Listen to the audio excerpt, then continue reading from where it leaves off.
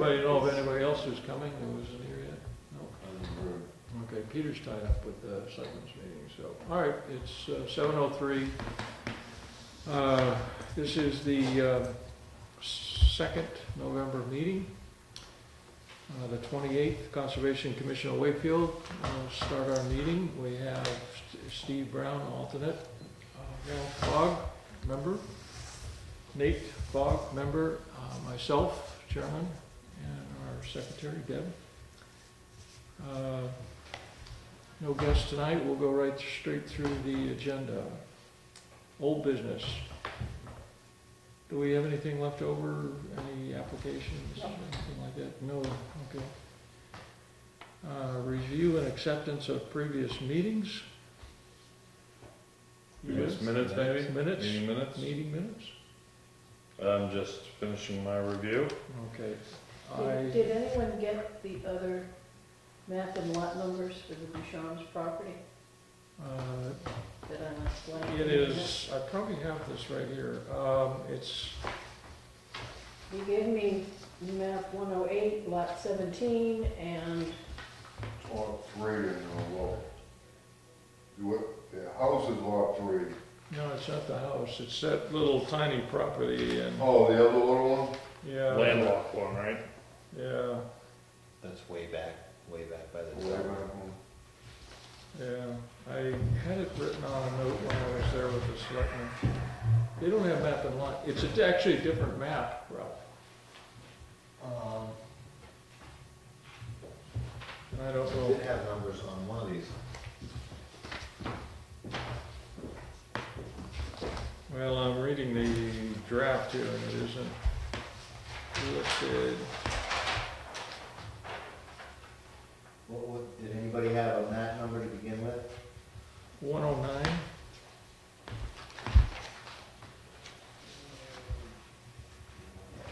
Can you think you can find it?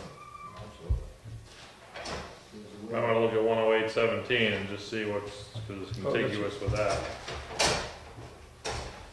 Yeah, the big one is 108.17 or Yeah, something.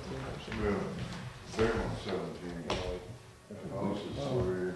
But we Is like the other one 6 maybe? It's a different map number. Oh, is it? Yeah, so it's not 108. It's a different map.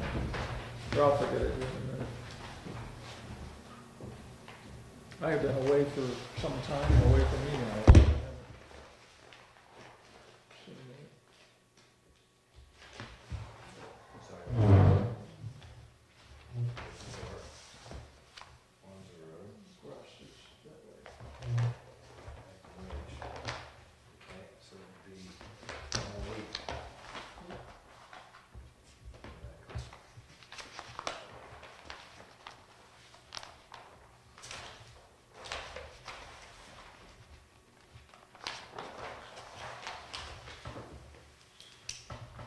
This is a 32 acre parcel right here. So it's up here, which is 113.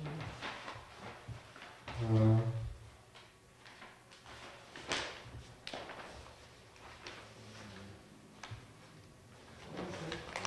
here. 17. Here's Acton Ridge Road. Come around. There's a cemetery. Yeah, it's this one up here, Jones on the north. Yeah. 108.17, and then this map line right here is the one that's telling you that it's It's 97 now. no, it's still 113.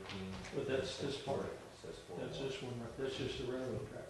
You can look at the map reference at the bottom there to get the next map up. That is No, not that no, one. no. Let's look at this. 97. That's a different section.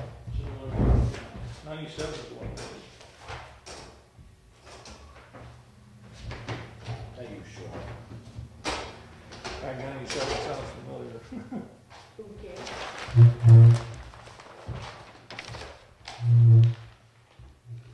Thanks, Nate. Got a piece right there, 97.7. This is, 15. Okay, 15. it's this one right here that joins it, so it abuts there, it's landlocked. This is Perkins Hills. Yeah, that's the big one, is 10817. Yeah, so That's this one here. And this is butts it on Okay. everything, so it 977. takes a turn. Okay. So it's 97 and 7. 7. Okay, Map 97, lot 7. okay, good. This is 2 acres. And that's why we wound up with a disparity between 32 and 34 acres. Those will be processed? Sorry. Sure looks like a small over there. Are there any other corrections for the minutes? I didn't see any. All right, when you're done, if you could pass it down. Hit it, pull down. There's another copy. No copy. You don't, I'm not able to open them. They come as is it Windows 7 that you're putting them out as? No, Mine I'm is sending them out under Windows 98. 98, really. It's a very old program on this machine. I can open them, that's just tricky. Really? How do you open them? Because I tried. You hit open as, and then you go, I'm using a Mac, but I open them as a Word document, I guess, and it works, but when I just click on it, it doesn't. I just click on it, it works fine. Not mine. It- I click on it and it says, you'll need to upgrade. You need to upgrade. So you have something even older than Windows 98. Yeah, I think it's MS-DOS, something like that. MS-DOS? It's like it's written in COBOL, huh? With cursive lettering. It looked good to me. Calligraphy, no, Feather and pen. calligraphy, yeah. And Steve, I'll put you down as sitting in for Peter. Yeah. Is that acceptable to everyone? Yes. Peter or Tom, I guess. No, you don't want. Well, I it's don't not. know that it's Tom not has yet been 7:30. sworn in, so. You just have to have the town clerk here at 7:30 some night to swear him in. He is a busy guy. Do you have any previously received permit applications? Nope. That's all set?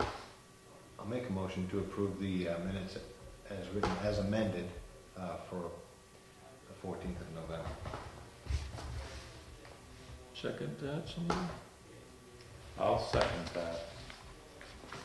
All in favor? Aye. Okay. Okay, review update of committee activity.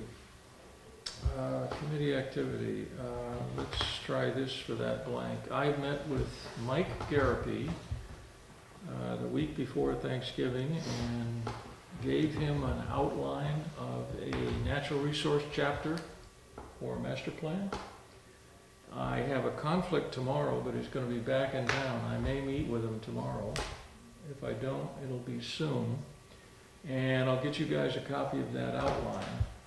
So as we set him working on this, as we make a little increment of progress, I will get it on email and I will email it to everybody.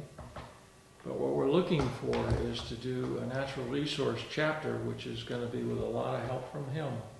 And hopefully the spin-off will be a natural resources inventory, which is the first task that we are assigned to do, is a natural resource inventory. So hopefully, I am got my business closed and will be virtually retired in a couple of days and can devote a lot of time to it this winter. So I hope to work through. It won't be early, but later on we'll have that sold up hopefully.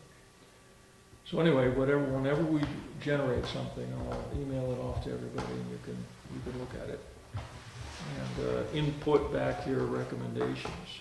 I think that's Deb's copy. Garapi is G-A-R-R-I-P-P-E. No, G-A-R, I think it's simple, G-A-R-P-Y. G-A-R.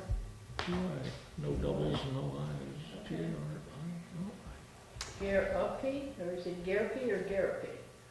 thought it was Garrapy. 2 R's? I thought it was. Yeah, okay. There it is. I've been wrong. 2 R's? A couple of hundred times. Okay. Garrapy, okay.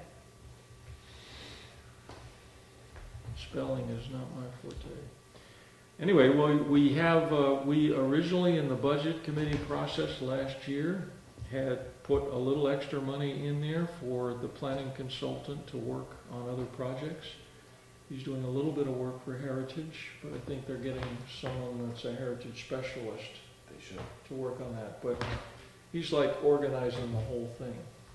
He's working on the master plan for the planning board. Right.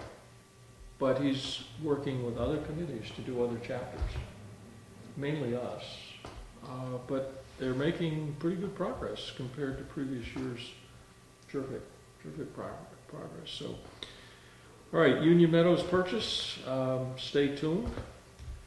The 12th of December is the decision day. That's a Monday, and we have a meeting that night.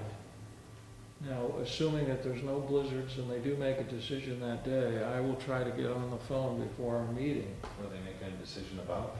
The grant application that we have in there. Oh, that's for the. L-chip. Okay. So we will hopefully that evening, that Monday, know how much money they're committing. The other thing is that we originally put in this maximum full price budget on the application. I figure it's kind of like asking for an allowance, that you ask for everything and hope you get something. So what I did is I put in a full tax appraised value for the property at $230 in the application. And I had a chart I passed out, which we'll definitely get back on the 12th. But basically, in order to meet that, plus $20,000 of additional fees, to legal fees, the appraising that we've already done, and so forth, it would be a budget of $250,000, which was every dime we asked for from L-chip, every dime we're hopefully going to get from Fish and Game, and every dime we have, and maybe a couple dimes we don't. Have they been back in touch as far as what they're seeking to get out of it? I mean, are we supposed to make, a few Conservation Commission meetings ago, we had talked about what we'd offer, and Tom Doobie was involved in the discussion. I don't want to talk about price tonight over the camera, it's the price that we offer is supposed to be confidential. But what I did is I put in, what I'm getting toward is I put in on the application this full freight figures, all the money we could raise based on the appraised value.